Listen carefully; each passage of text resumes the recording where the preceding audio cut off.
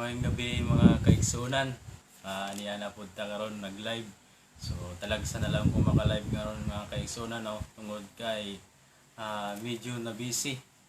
So karon mga kaigsunan, gusto lang na ako sa inyo i-share kining TikTok nga nidulot sa akong kasing-kasing dili na ako gusto nga ako ray makabalo ani. Gusto pud na ako nga mapahibalo na ako sa inyo.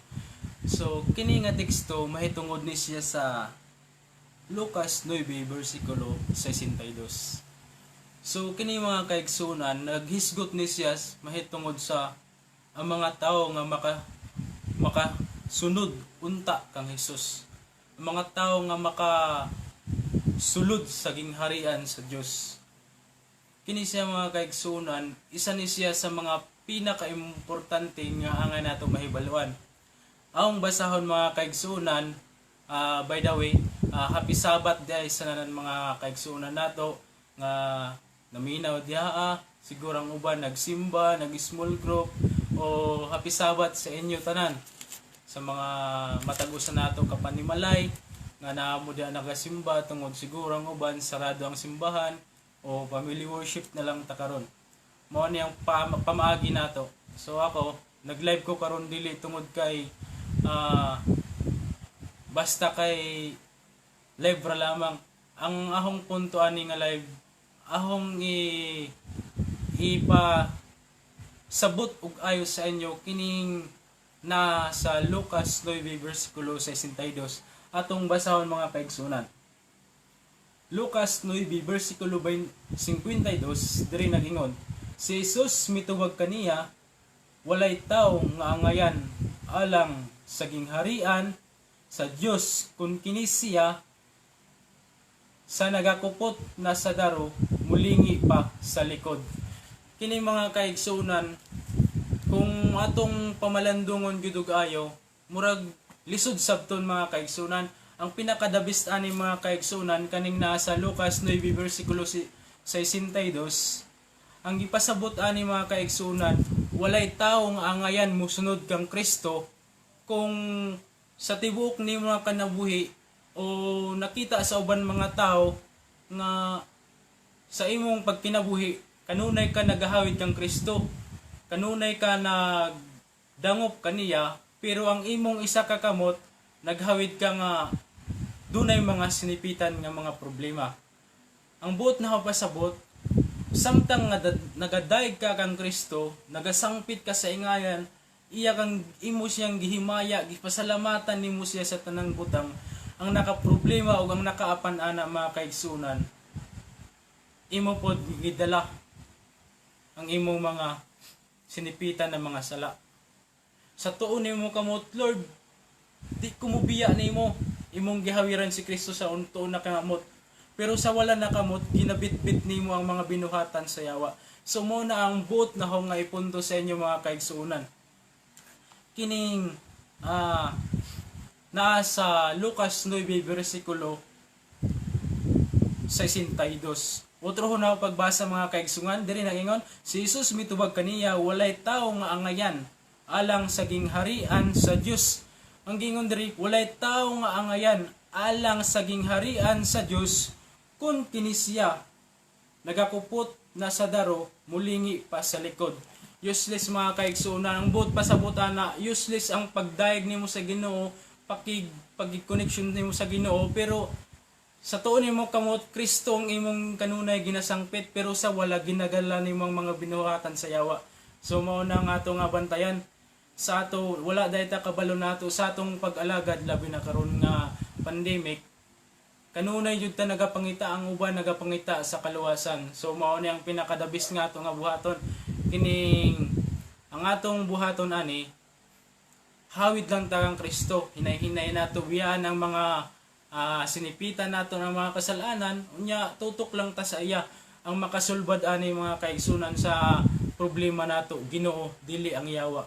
Ang yawa mao ang problema, pero ang kasulbaran mao na si Kristo.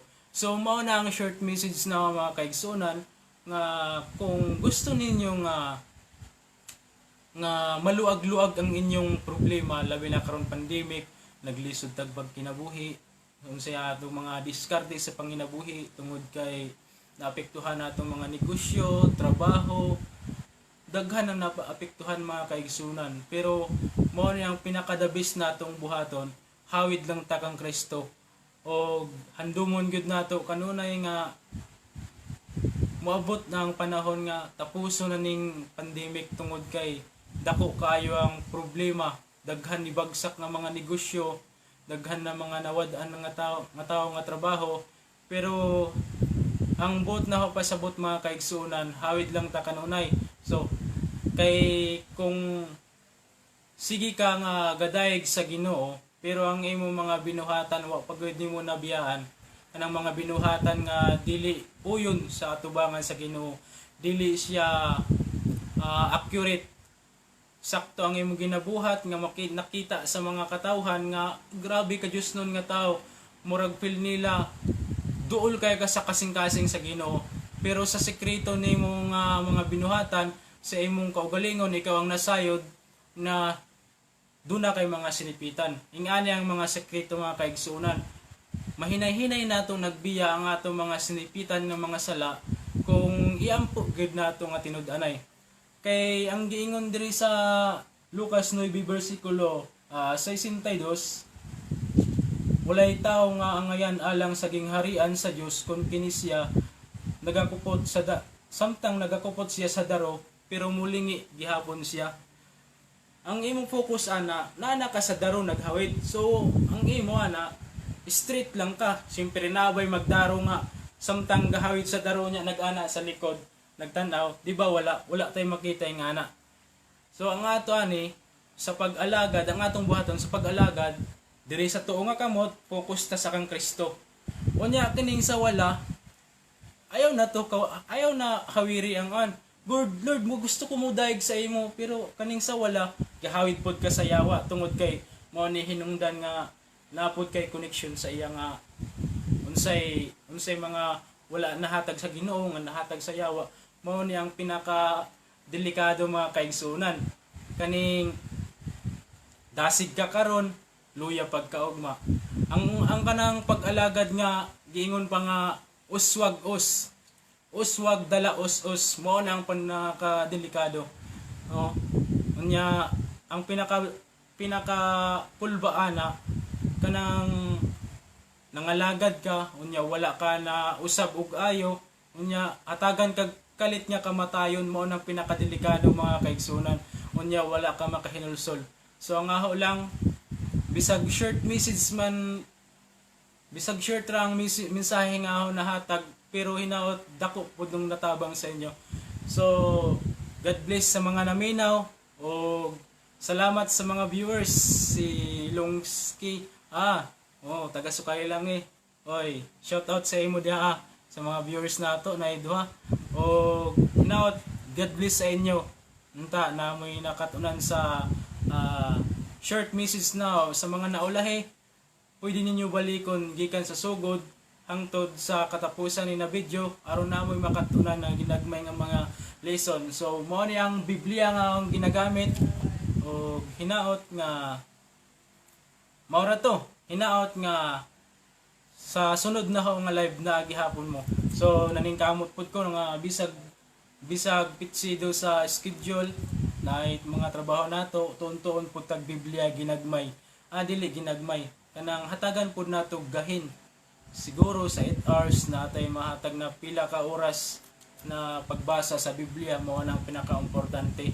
Love letter sa Ginoo higugmaon dili itong mga unsal lamang diha kag bisihan nato sa kalibutan, no?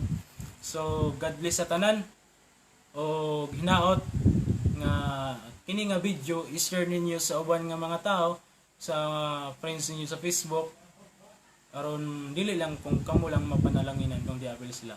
O thank you kayo. Sige, salamat. Happy Sabbath.